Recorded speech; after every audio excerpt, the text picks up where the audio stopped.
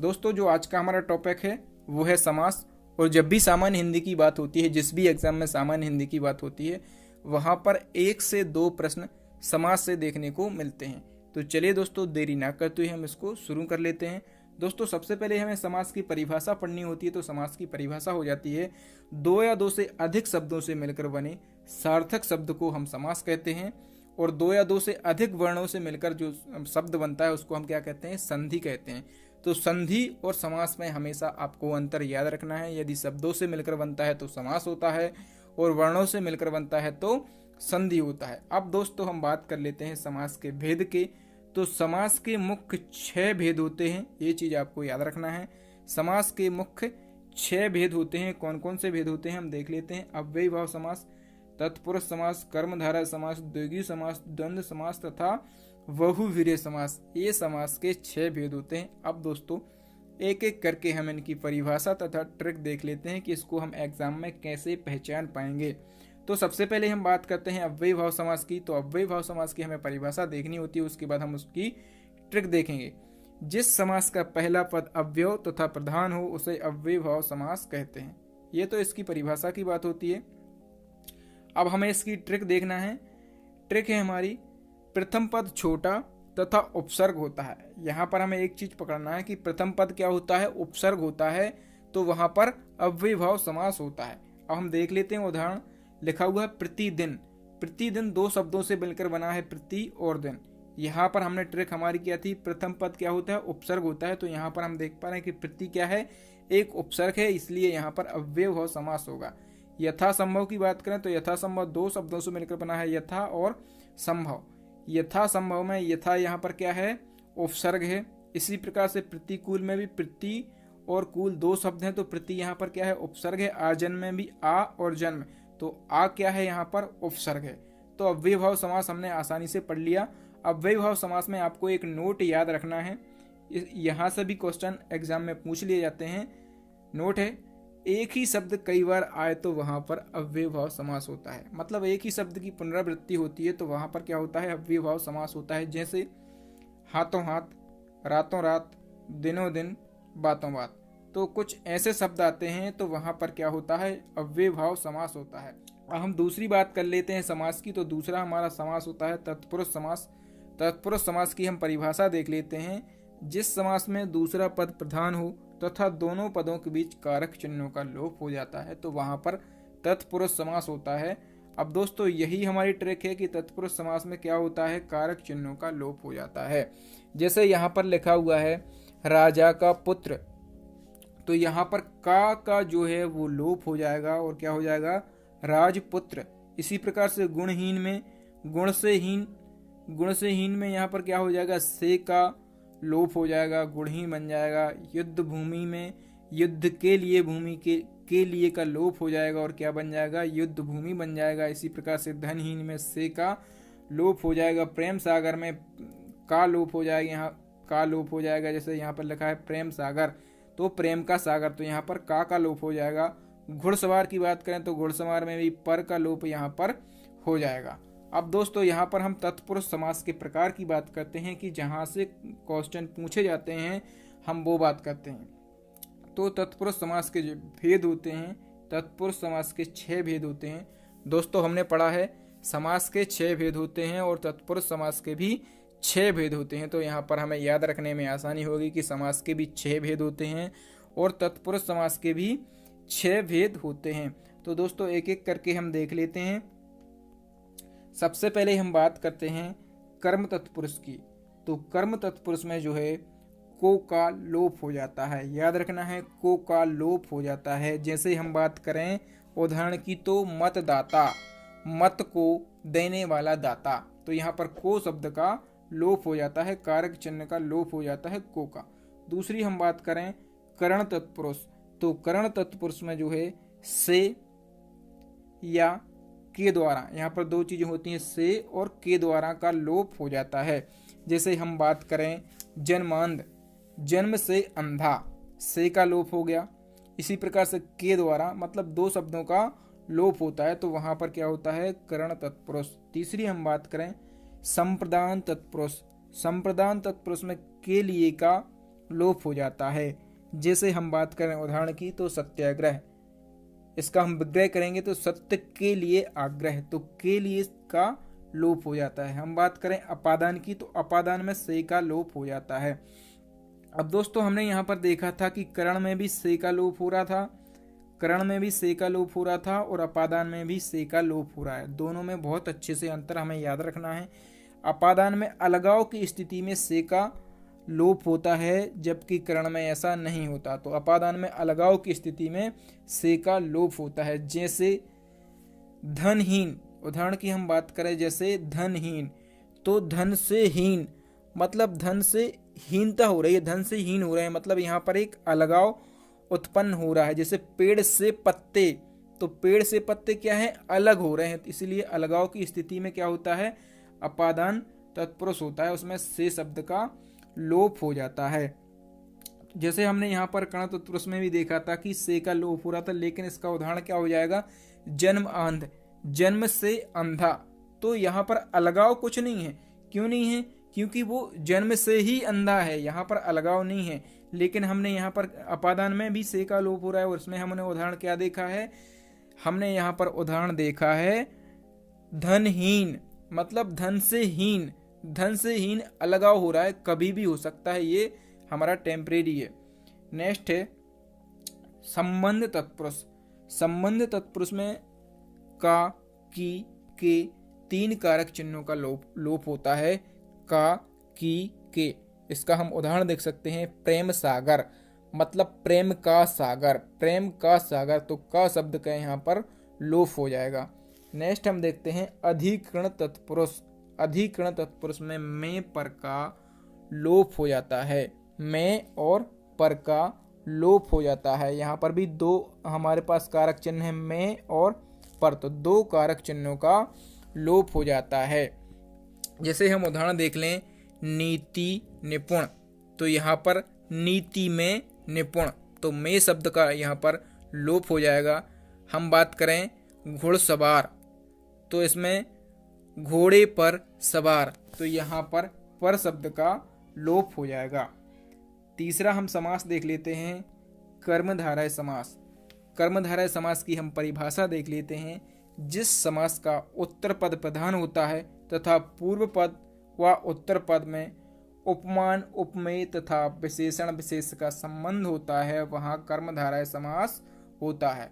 दोस्तों परिभाषा आप कितनी भी रट लें, कितनी भी समझ लें, लेकिन जब एग्जाम का टाइम आता है तो वहाँ पर हम परिभाषाएं भूल जाते हैं। हमें ट्रिक देखना है जिससे कि हम परीक्षा में वो जो भी प्रश्न आता है उसको आसानी से पकड़ सकें। तो हम ट्रिक देखते हैं। ट्रिक है हमारी पहला पद विशेषण तथा दूसरे पद की तुलना। कर्मधारय समास की हम बात कर रहे हैं। पहला पद विशेषण होता है तथा दूसरे पद की क्या होती है, तुलना होती है। हमें दो चीजें बताना है, मतलब पहला शब्द क्या होता है, विशेषण होता है। विशेषण मतलब जो शब्द क्या होता है, जो शब्द की विशेषता बताता है वो क्या होता है, विशेषण होता है। दूसरी ट्रिक है विग्रह करने पर है जो या के समान शब्द आते हैं। आपको दो में से कोई एक ट्रिक पकड़ना है, तो दूसरी भी ट्रिक अच्छी है और पहली भी ट्रिक अच्छी है, तो हम दूसरी ट्रिक को लेकर देखते हैं, फिर पहली ट्रिक को देखेंगे। विग्रह करने पर है जो या के समान शब्द आते हैं। जैसे हम यहाँ पर देख लेते हैं काली मिर्च, यदि पूछता है काली मिर्च में कौन सा समास है, तो आपको कैसे पहचानना है कि कर्मधारय समास है। पहली ट्रिक को लेकर देखते हैं, काली है जो मिर्च, यहाँ पर मिर्च की विशेषता क्या है कि वो क्या है, काली है, तो हमारी पहली ट्रिक भी काम कर रही है। दूसरे पद की क्या हो रही है, तुलना हो रही है, मिर्च की तुलना हो रही है। हम दूसरी ट्रिक देखते हैं, विग्रह करने पर है जो या के समान शब्द आते हैं। है जो या के समान, काली मिर्च का आप विग्रह करें, काली है जो मिर्च, है जो, यहाँ पर आप देख पा रहे हैं है जो शब्द आ रहा है ना। दूसरा हम उदाहरण देख लेते हैं महापुरुष, महान है जो पुरुष, है जो यहाँ पर आ रहा ना, है जो। पीतांबर हम देख लेते हैं, पीला है जो अंबर, तो यहाँ पर भी है जो। मृग नयन की हम बात कर लेते हैं, मृग के समान, तो देखिए यहाँ पर के समान आ रहा है। तो आपको दो शब्द केवल पकड़ना है, तो वहां पर आप कर्मधारय समास आराम से सीख जाएंगे। है जो या के समान, जब भी आप समास का विग्रह करेंगे तो आपको दो शब्द पकड़ना है जो या के समान। चंद्रमुखी की बात कर लें, चंद्र के समान, देखिए चंद्र के समान मुख वाली। तो यहाँ पर आप आसानी से कर्मधारय समान समास सीख जाएंगे। जब भी एग्जाम में आएगा तो आपको कोई भी कंफ्यूजन नहीं होगा। हम बात करते हैं द्विगु समास की। तो द्विगु समास की परिभाषा होती है जिस समास में पहला पद संख्यावाचक होता है, जिसमें पहला पद संख्यावाचक होता है वहां द्विगु समास होता है। तो दोस्तों यहाँ द्विगु में आप देख पा रहे होंगे कि यहाँ गु से आप पकड़ना, गु मतलब होता है गुणा, और गुणा किस चीज का होता है? संख्या का होता है। तो आप आसानी से याद रख सकते हैं कि पहला पद क्या होता है? संख्यावाचक होता है। ट्रिक भी वही हमारी, संख्या वाले शब्द का प्रयोग होता है। संख्या वाले शब्द का प्रयोग होता है। कैसे संख्या वाले शब्द का प्रयोग होता है? उदाहरण लिखा है नवरत्न, नौ रत्नों का समूह, संख्या है नवरत्न। नौ क्या है? संख्या है। सप्तद्वीप, 7 द्वीपों का समूह। तो यहाँ पर आप 7 देख पा रहे हैं, 7 क्या है? संख्या है। त्रिभुवन, 3 भवनों का समूह, संख्या है। तिरंगा, 3 रंगों का समूह। तो क्या है? जहां भी संख्या की बात होती है वहां पर द्विगु समास होता है। और द्विगु से हमारा गुणा, और गुणा किस चीज का होता है? संख्या का ही गुणा होता है। तो चलिए हम नेक्स्ट समास देख लेते हैं। 5वां हमारा समास है द्वंद्व समास। द्वंद्व समास में दोनों पद प्रधान हो, विग्रह करने पर संयोजक चिन्ह का लोप हो जाता है। दोनों पद क्या होते हैं? जहां पर दोनों ही पद प्रधान होते हैं तथा विग्रह करने पर जो संयोजक चिन्ह होता है, जो बीच में चिन्ह लगाया जाता है संयोजक चिन्ह, उसका क्या हो जाता है? लोप हो जाता है। तथा, और, अथवा, या, एवं जैसे शब्द जुड़ जाते हैं। तो यहाँ पर जो हमारी ट्रिक है वो यही है कि दोनों शब्दों के बीच में क्या होता है? दोनों शब्द एक दूसरे के विपरीत होते हैं, तथा जो संयोजन चिन्ह होता है, जैसे पाप और पुण्य के बीच में ये चिन्ह लगा हुआ है डैश, जिसको आप बोलते हैं, इनको अपन बोलते हैं संयोजन चिन्ह, इनका क्या हो जाता है? लोप हो जाता है। तथा दोनों शब्द क्या होते हैं? एक दूसरे के विपरीत होते हैं। दोनों शब्द क्या होते हैं? एक दूसरे के विपरीत होते हैं। द्वंद्व, द्वंद्व मतलब प्रतिद्वंदी, प्रतिद्वंदी मतलब क्या?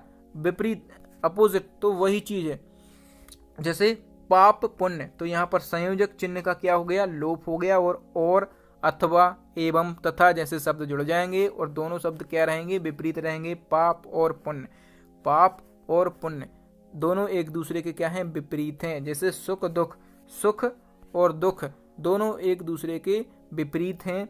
और, अथवा, तथा, एवं जैसे शब्दों का यहाँ पर बीच में प्रयोग होता है। तथा साथ में जो संयोजन यहाँ पर चिन्ह बीच में लगा होता है उसका क्या हो जाता है? विग्रह करने पर लोप हो जाता है। और, तथा, अथवा, एवं ऐसे शब्द क्या होते हैं? यहाँ पर जुड़ जाते हैं। तथा दोनों क्या होते हैं? एक दूसरे के विपरीत होते हैं। जैसे गुण और दोष क्या है? एक दूसरे के विपरीत हैं।